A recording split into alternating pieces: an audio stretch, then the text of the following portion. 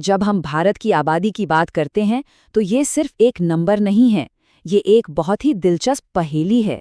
एक ही देश पर कहीं इतनी भीड़ कि तिल रखने की जगह नहीं, तो कहीं मीलों तक सन्नाटा। ऐसा क्यों है? चलिए आज इसी पहेली के टुकड़ों को एक एक कर जोड़ते हैं और इसका जवाब ढूंढते हैं। शुरुआत करते हैं बिहार से।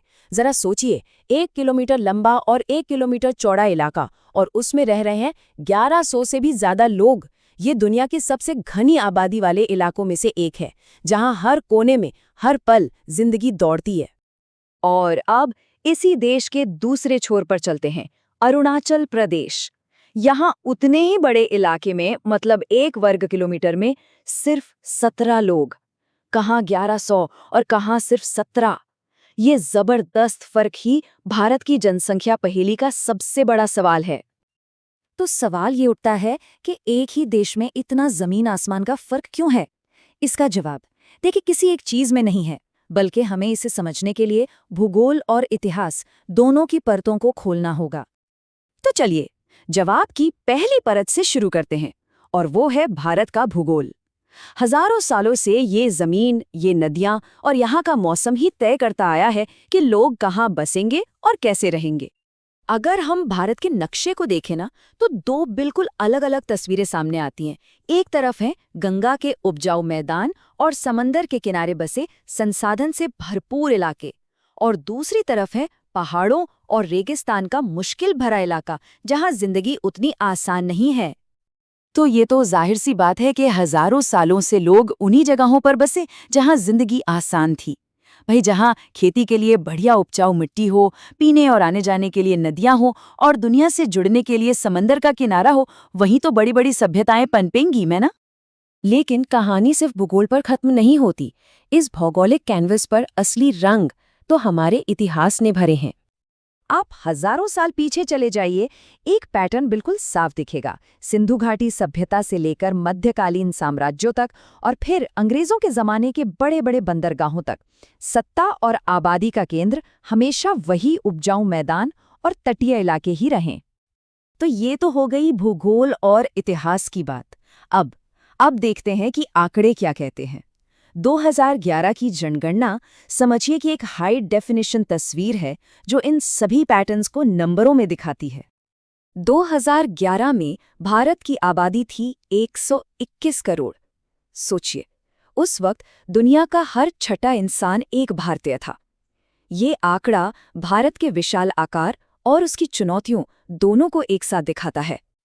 अच्छा, साक्षरता की बात करें तो ये 74% तक पहुंच गई थी, जो कि एक अच्छी बात थी।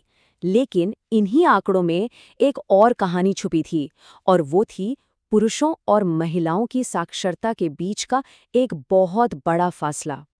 और ये फर्क सिर्फ मर्दों और औरतों के बीच नहीं था, राज्यों के बीच भी जमीन आसमान का अंतर था।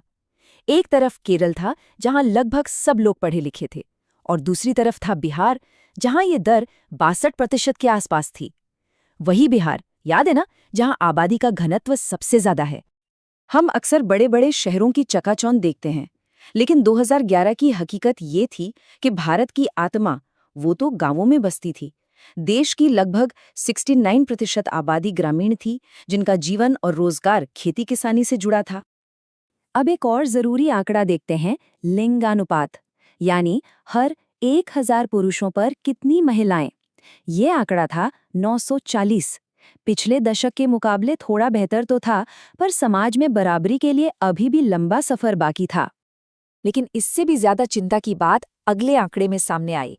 0 से 6 साल के बच्चों में ये अनुपात और भी कम, सिर्फ 919 था। ये सिर्फ एक नंबर नहीं है, ये समाज में लड़कियों के खिलाफ गहरे भेदभाव का एक बहुत ही गंभीर अलार्म था।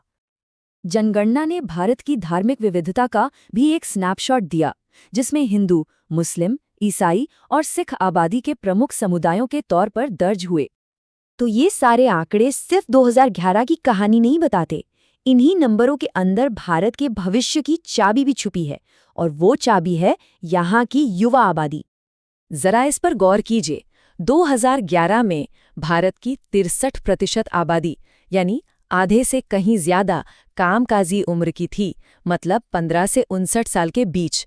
ये कोई छोटी मोटी बात नहीं है, ये किसी भी देश की सबसे बड़ी ताकत हो सकती है। अर्थशास्त्री इसे डेमोग्राफिक डिविडेंड कहते हैं। आसान भाषा में इसका मतलब है कि जब आपके देश में काम करने वाले लोग उन पर निर्भर लोगों से कहीं ज्यादा हों, तो ये देश की तरक्की के लिए एक जबरदस्त सुनहरा मौका होता है।